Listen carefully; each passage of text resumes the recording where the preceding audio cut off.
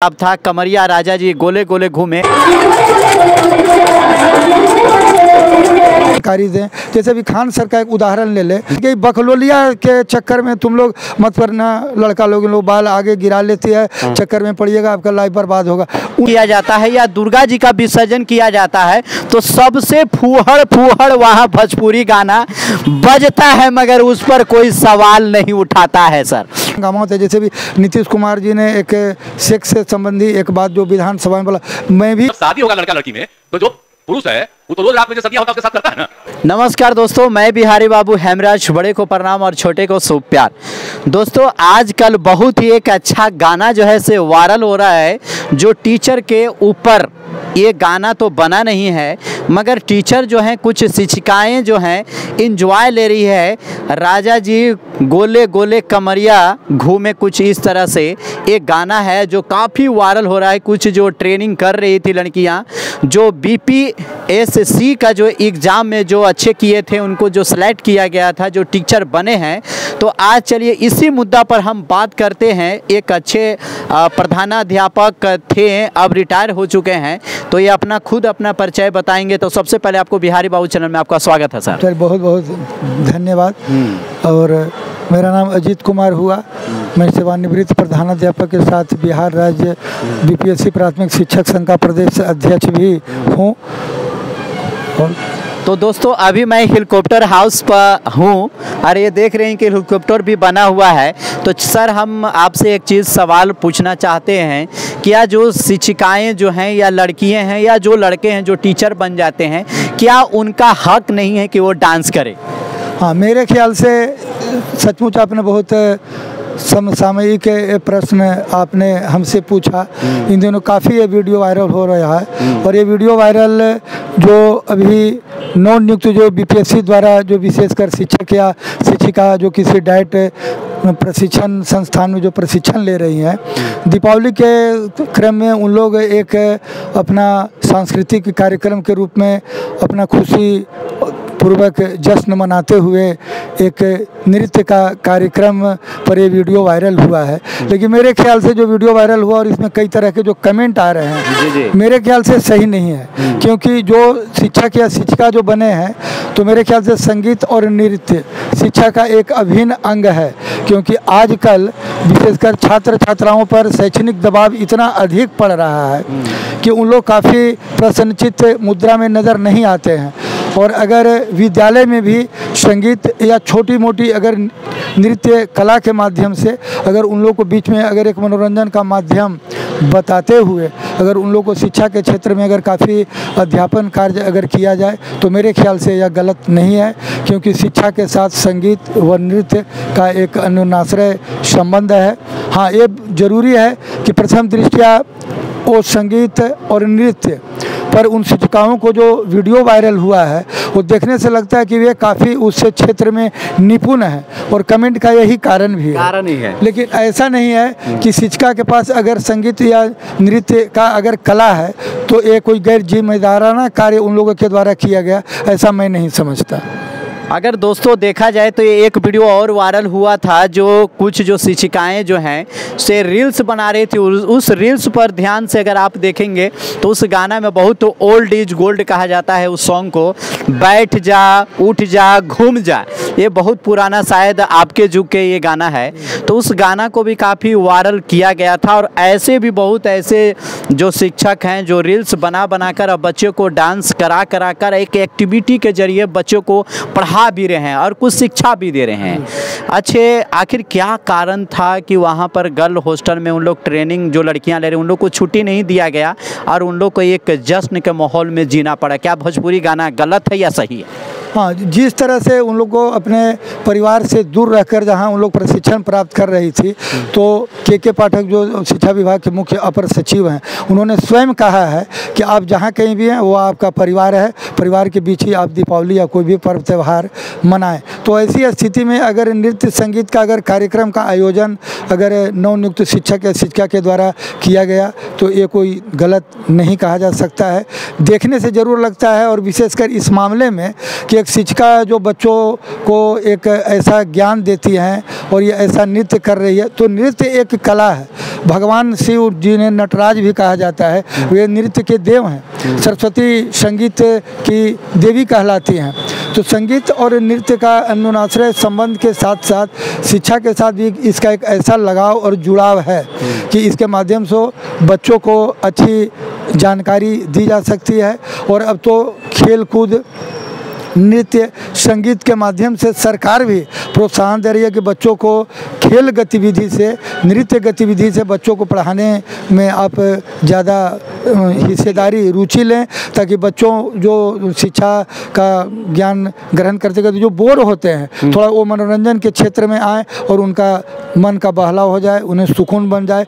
तो नृत्य और संगीत एक तरह से जो बच्चे के आजकल के जो परिवेश में जो शैक्षणिक दबाव का इतना बोझ पड़ा हुआ है, तो शायद उनका शांति और सुकून को वापस लाने का नृत्य और संगीत एक मुख्य द्वार भी हो सकता है। दोस्तों, अगर देखा जाए तो पहले जब स्कूल में पढ़ा जाता था तो पहले शनिवार को बच्चे ज़्यादा आते थे, क्योंकि उस दिन क्या होता था कि अंताक्षरी भी किया जाता था और गीत संगीत का भी शुरू से दिया जाता था। उस चीज़ों को अब मॉडर्न युग में ला दिया गया है, मॉडर्न अब आ गया है। दोस्तों, अगर आप इस चीज़ों को नेगेटिव देख रहे हैं तो ये गलत है। मैं भी शिक्षक हूँ, सर भी शिक्षक हैं, हमारे गुरु भी हैं। तो देखिए दोस्तों, कहा जाए कि अगर आपके क्षेत्र में, आपके गांव में एक सरकारी स्कूल है और वहाँ के अगर प्रधानाध्यापक अगर अच्छे से काम नहीं करते हैं, वो आपके गांव के आसपास हैं, उनके चलते आप बोल नहीं पाते हैं कि हमारे गांव का है, ये लड़ाई झगड़ा करने लगेगा। अगर उस चीज़ों पर अगर आप मुद्दा उठाते तो कहीं बेहतर था, है कि नहीं? क्योंकि वो आसपास के आपका टीचर है, वही तो आपके बच्चे को भविष्य को बिगाड़ रहा है। जो दूर दराज से आते हैं आपके यहाँ नौकरी करने के लिए टीचर का, वो टीचर कभी गलत नहीं करेगा, क्योंकि वो गलत करेगा तो जान रहा है कि हमको यहाँ के लोग मारेंगे।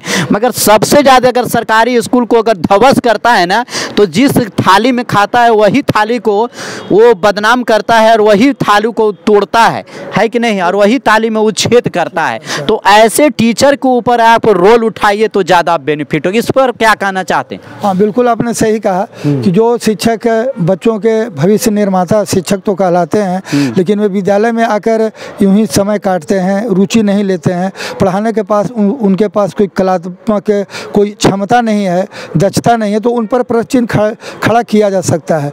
लेकिन जो शिक्षक या शिक्षिका अगर नृत्य या संगीत के माध्यम से अगर बच्चों को जानकारी दें, जैसे भी खान सर का एक उदाहरण ले लें, वे पढ़ाते पढ़ाते कुछ इस तरह की हमारे और आपके नज़र में फूहड़पन बातें होती है। उनका लैंग्वेज क्या है सर, आप बोल दीजिए। लेकिन उनका कहने का इतना तरीका होता है, वो तो बहुत कुछ उन लोगों को बोल देते कि बकलोलिया के चक्कर में तुम लोग मत पड़ना, लड़का लोग बाल आगे गिरा लेती है, चक्कर में पड़िएगा, आपका लाइफ बर्बाद होगा।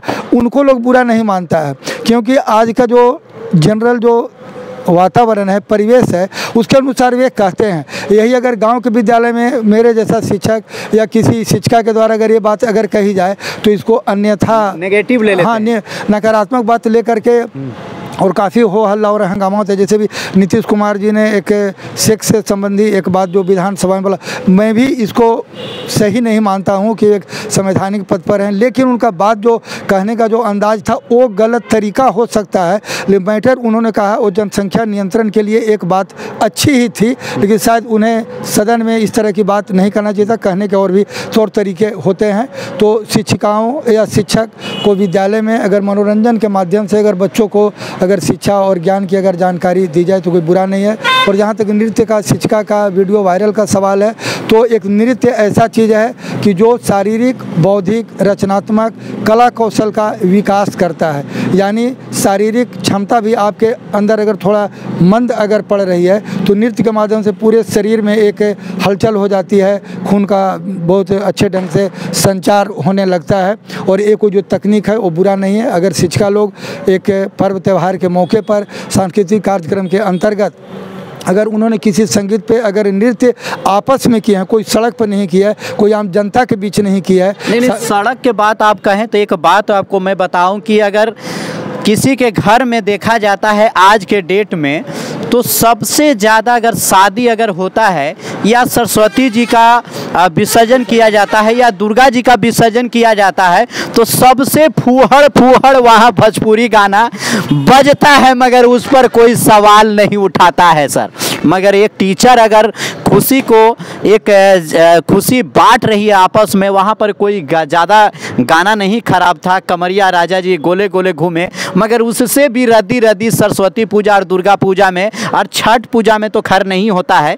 मगर कहने का मतलब एक छठ पूजा ही हमारा पारंपरिक पूजा है जो अभी सांस्कृतिक में हम लोग बचे हुए हैं और ये संस्कृति को आगे की ओर ले जा रहे हैं। मगर घर में सबसे ज़्यादा भोजपुरी अगर बजता है शादी ब्याह में तो भोजपुरी ही बजता है और सबसे फूहड़ गाना बजता है। इस पर क्या कहेंगे? हाँ, बिल्कुल सही बात है, आपने हेमराज बाबू बात को रखा है। अगर ये पारिवारिक परिवेश में, सामाजिक परिवेश में अगर देखा जाए तो आजकल के जिस तरह गीत गाने पर जो शादी विवाह या अन्य कार्यक्रम में लड़कियां या और महिलाएं और पुरुष भी वहाँ काफ़ी संख्या में होते हैं और ये जो नृत्य किया जाता है उस पर शायद ये प्रश्न नहीं उठाया जाता है। सवाल उठता है कि ये तो मेरे बच्चे की आज शादी है और ये जश्न है और ये खुशी का माहौल, वहाँ भी तो घर की बेटी और बहू जो बहन है वो भी डांस करती है और वो बीच सड़क पे करती है। आवागमन का वहाँ काफ़ी लोग आते हैं, जाते हैं पर उसके और देखते हैं। बाप, चाचा, दादा, दादी, पूरे फैमिली होते हैं। इस पर प्रश्न चिन्ह तो कभी आते किसी ने खड़ा नहीं किया। लेकिन एक शिक्षिका ने वो भी अपने छात्रावास में या जहाँ पर अभी प्रशिक्षण प्राप्त कर रही हैं, अगर उन लोगों ने सज धज कर अगर नृत्य का अगर कोई कार्यक्रम किया तो इसे दूसरे नकारात्मक भाव से इसे नहीं लेना चाहिए, क्योंकि शिक्षिका भी हमारे बीच की ही है। हाँ, ये सही बात है कि अगर विद्यालय में उस तरह का कोई अगर ऐसा कार्य अगर उनके द्वारा किया जाए जो बच्चों के अगर नैतिक चरित्र पर अगर प्रभाव डालता हो तो इसे गलत कहा जा सकता है। लेकिन उस तरह का जो सांस्कृतिक कार्यक्रम उन लोगों ने गोपनीय तरीके से अपने ठहरने की जगह पर यानी प्रशिक्षण डाइट संस्थान में किए हैं, ये कहीं से बहुत गलत नज़र नहीं आता है। चलिए दोस्तों, जैसे कि आप देख लिए और हम चलते हैं और एक अच्छे वीडियो के साथ मिलते हैं। जय हिंद, जय भारत।